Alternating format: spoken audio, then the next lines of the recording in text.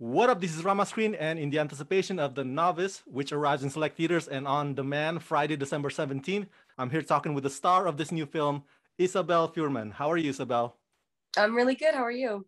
Good, good, good. Congrats on your new film, and thank you for taking the time. Now, the last time you and I spoke was on the red carpet of Good Girls Get High. Oh It my was gosh, so long. exactly, and that movie was on is on the complete opposite from The Novice in terms of tone. This is an intense film. You are so intense in this film.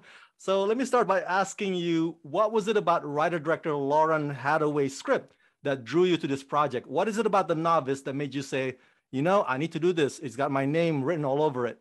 Lauren's script captured something that I hadn't ever really seen in a film, which was diving into the mind space of somebody who has, this battle with obsession, grit, and kind of falls in love with the sport. And it was so well written to the point where all the things that you see in the movie, the repetitive kind of, words being said, the sound design, she really wrote very detailed descriptions of how she wanted this movie to be and attached this lookbook. And her lookbook was just like the movie, which is so funny. It had like handwritten notes, was drawings of ravens, and all of these things she did herself. And I remember looking at the lookbook after reading the script and just being like, who is this woman? She is fascinating, because you could tell she had so much love and worked on every single aspect of it. And I knew that I needed to bring my A game, because after reading the script, I wanted this role. I knew that there was nobody else that could possibly play this part except for me. And so I just had to convince her of that. And so I taped the audition scene they sent, and I actually taped an extra scene from the script that I really enjoyed.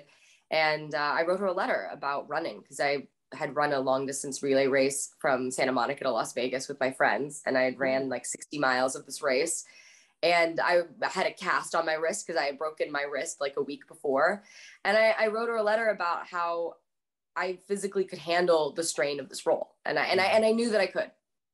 And we sat down and had coffee, and from the moment we just really clicked. I think she saw in me the exact same kind of, creature of who's very driven and really cares a lot and is very obsessive about stuff that they really feel matters. And she has that within her. And so I think we both saw this mirror in each other in a certain way. And she was very upfront. She was like, look, if you're going to do this role, you're going to have to be the one rowing. You're going to have to be in the boat the whole time. We don't have a double. And I was so game for the challenge. It was exactly what I was looking for. I have very little to no knowledge about rowing other than, maybe watching it on the Olympics every 4 years. I understand that director Lauren was a competitive collegiate rower, and she loosely based this on her experience.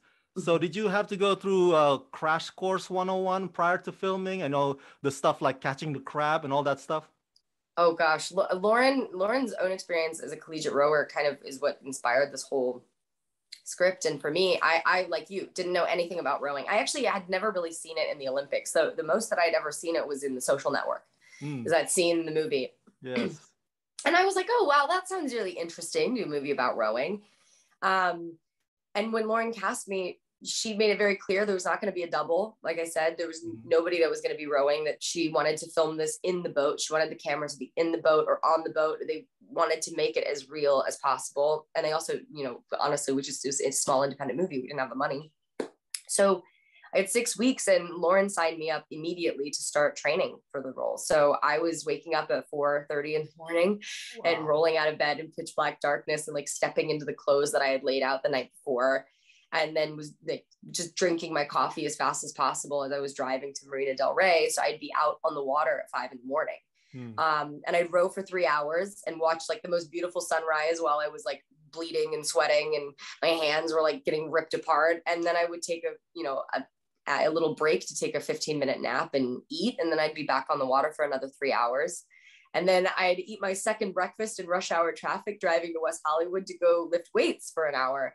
And then my evenings were spent literally just icing and Epsom salt bathing and reading my script. And so I really did get a crash course, and it was really the best way for me to play Alex, I felt, because I got to fall in love with this sport too. I got to become obsessed with it. I got to live and breathe this world, and I got to master it as well. And that was something that as an actor, you always look for a challenge like that. And for me to not only find the script that has it in it, but for Lauren to be so adamant that this challenge was not only like there, but was met, was really, really special. And I think that's why our film is the way that it is. It's real. It's very real and very raw.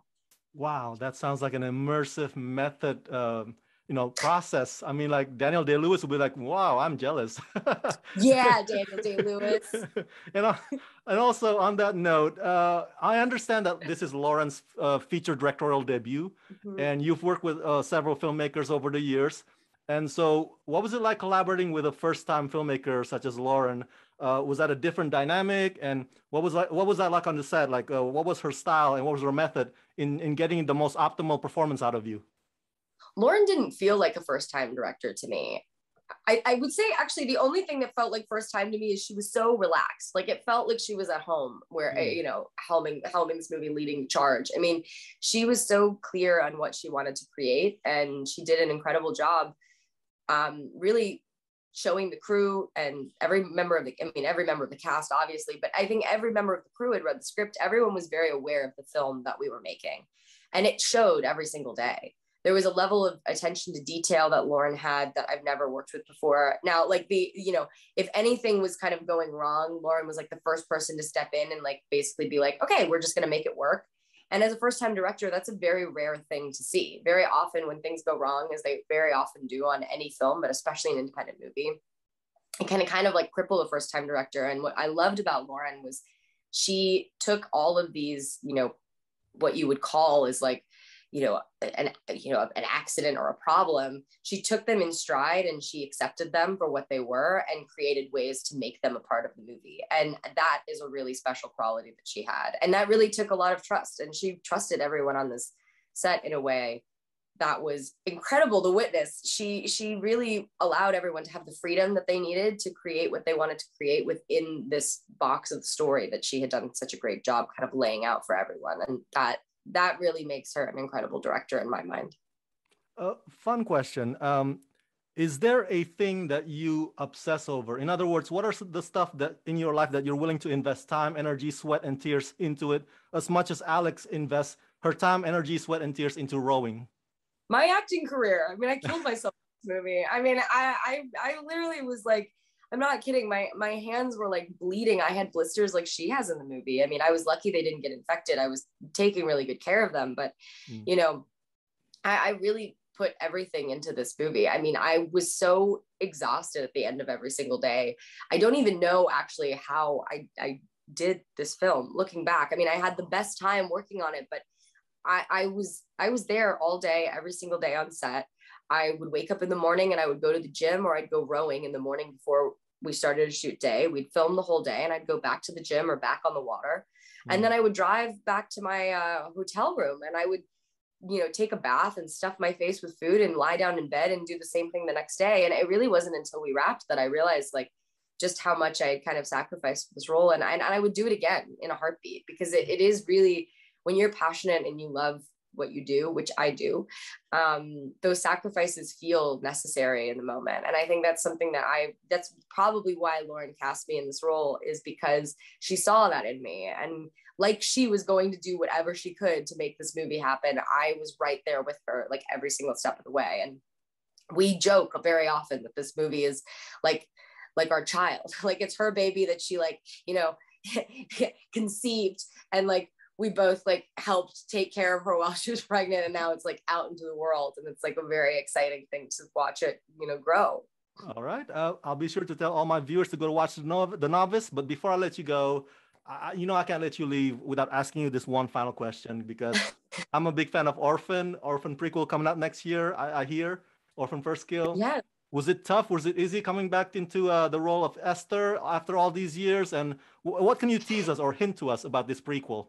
It felt like trying on an old dress, that you really loved. I mean, it was a really special thing to be able to step back in Esther's shoes. And I'm really excited for people to see the film. I was deeply uncomfortable watching it, because there's nothing weirder than watching yourself as a 10-year-old when you're 20, 4 and you watched the movie, you made the movie a year ago. So I'm very, very much looking forward to seeing how people love the movie. I know that they will, and it's a wild ride. So please get ready for it.